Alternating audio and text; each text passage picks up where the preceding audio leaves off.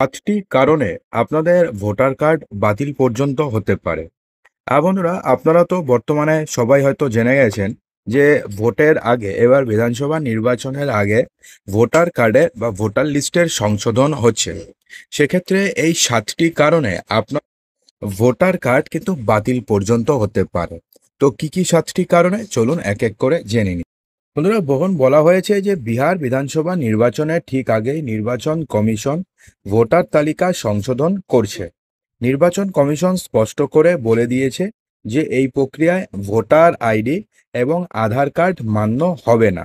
বিষয়টি supreme court পর্যন্ত পৌঁছেছে। এর মধ্যে নির্বাচন কমিশন রাজ্য নির্বাচন কর্মকর্তাদের সারা দেশে ভোটার তালিকার নিবিড় পরীক্ষা করার ইতিমধ্যে নির্দেশ দিয়েছে। তো সেক্ষেত্রে চলুন প্রথমে জেনে নিই যে কোন ৭টি প্রধান কারণে ভোটার তালিকা থেকে নাম আপনার বাদ পড়ে যেতে পারে। তো প্রথমে ১ নম্বরে হচ্ছে ঠিকানা পরিবর্তনের কারণে। যখন কোনো ব্যক্তি একটি বিধানসভা এলাকা থেকে অন্য একটি এলাকাতে স্থায়ীভাবে স্থানান্তরিত হন এবং নতুন ঠিকানায় ভোটার আইডি কার্ড তৈরি করেন, তখন পুরানো ঠিকানার তালিকা থেকে নাম কেটে দেওয়া হয়।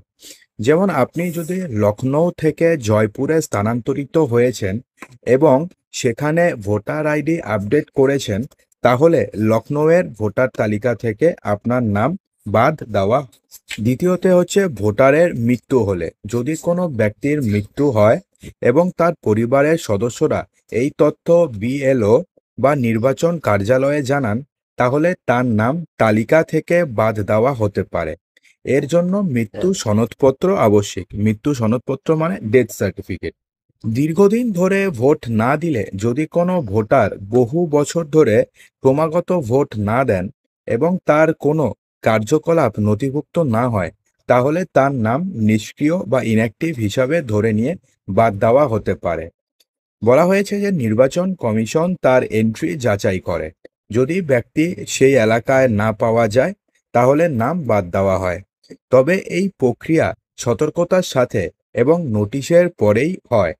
কোনো সময় যদি ভুল তথ্য পাওয়া যায়, যদি কোনো ভোটারের এন্ট্রিতে দেওয়া তথ্য যদি ভুল থাকে বা ভুয়া হিসাবে প্রমাণিত হয়, যেমন ভুল বয়স, ভুল ঠিকানা বা নকল নথি, তাহলে তদন্তের পরে নির্বাচন কমিশন নাম বাদ দিতে পারে। কখনো কখনো আধার, ঠিকানা বা অন্যান্য নথিতে ভুল বা পরিবর্তনের কারণে বিভিন্ন প্রযুক্তিগত কারণে ভোটারের নাম ভোটার তালিকা থেকে বাদ যেতে পারে। এনআরআই হয়ে গেলে, যদি কোনো ভোটার স্বেচ্ছায় নাম বাদ দেওয়ার জন্য ফর্ম 7 যদি পূরণ করেন, তাহলে তার নাম ভোটার তালিকা থেকে বাদ দেওয়া হয়। কখনো কখনো স্বয়ং ভোটারও এই অনুরোধ করেন যে তার নাম তালিকা থেকে বাদ দেওয়া হোক। যেমন এনআরআই। এনআরআই মানে কি? যে ১৬১ দিনের বেশি যে বিদেশে থাকে, সে হচ্ছে এনআরআই। তো এনআরআই হয়ে যাওয়া তিনি স্বেচ্ছায় ভোটার তালিকা থেকে নাম বাদ দিতে পারেন। এরপরে হচ্ছে দ্বৈত এন্ট্রি বা ডুপ্লিকেট এন্ট্রি।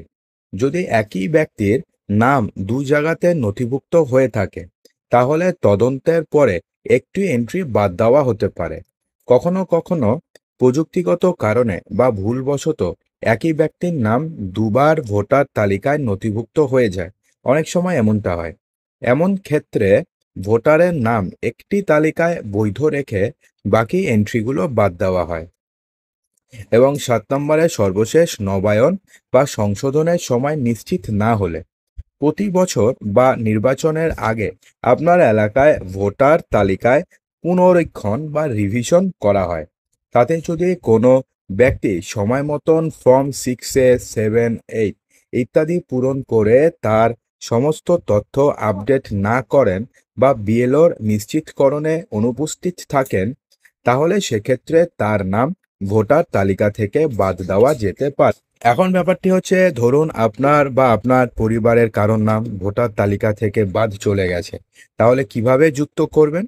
তো আপনার নাম যদি ভোটার তালিকা থেকে বাদ পড়ে গেছে বলে মনে হয়, তাহলে আপনি নির্বাচন কমিশনের যে অফিসিয়াল ওয়েবসাইট রয়েছে www.nvsp বা স্থানীয় নির্বাচন কার্যালয়ে গিয়ে ফর্ম 6 পূরণ করে পুনরায় নিবন্ধন করতে পারেন। ভোটার তালিকায় নাম থাকা গণতন্ত্রে অংশগ্রহণের প্রথম ধাপ। সময় সময় ভোটার তালিকা পরীক্ষা করুন এবং যদি নাম অনুপস্থিত থাকে তাহলে সঠিক প্রক্রিয়া অনুসরণ করে তা আবার যুক্ত করুন। এবং যুক্ত করার জন্য খুব সিম্পল প্রক্রিয়া রয়েছে।